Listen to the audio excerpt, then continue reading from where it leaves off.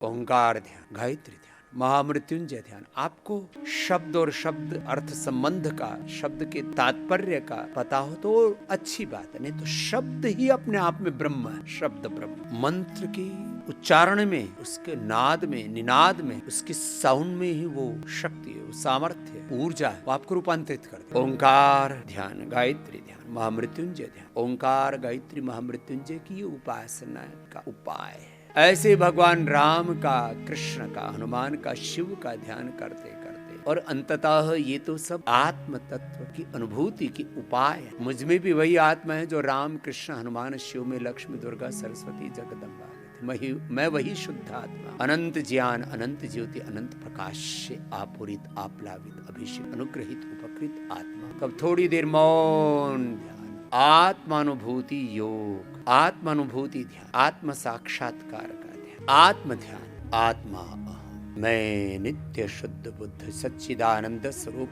आत्मा हूँ। मैं ज्ञानमय, ज्योतिर्मय, तेजोमय, श्रद्धामय, भक्तिमय, प्रेममय, करुणामय, वात्सल्यमय, सुखमय, शांतिमय, आनंदमय, पुरुषार्थमय, पराक्रममय, परमार्थमय, शुद्ध आत्मा, मुक्त आत्मा, सब बंधनों से मुक्त। थोड़ी देरी के लिए घर, परिवार, बिजनेस, व्यापार, संसार को विसार करके को हम काच भी शक्ति ही इति चिंतित मुहुर्मुहु। यही आत्म साक्षात्कार ध्यान है, आत्मानुभूति ध्यान। अपने स्वरूप में, अपनी निजता में, अपने आपे में रहे। आत्मा वारे द्रष्टव्य, श्रोतव्य, मंतव्य। आत्मदीपो भव, अपोदीपो भव हो। और जब अपने स्वरूप में ऐसे कुछ पलों तक ठहरते हैं और अपनी इस निजता में जीते हुए जब अपने समस्त कार्यों का निष्पादन करते हैं तो पूरा जीवन ही हमारा योग हो जाता है, ध्यान हो जाता है, ध्यानमय जीवन हो जाता है, योगमय जीवन हो जाता है। हम योगस्थ होकर के, ध्यानस्थ होकर के अपने स्वरूप में रहते हुए जीते, अपनी निजता को कभी खोते नहीं है।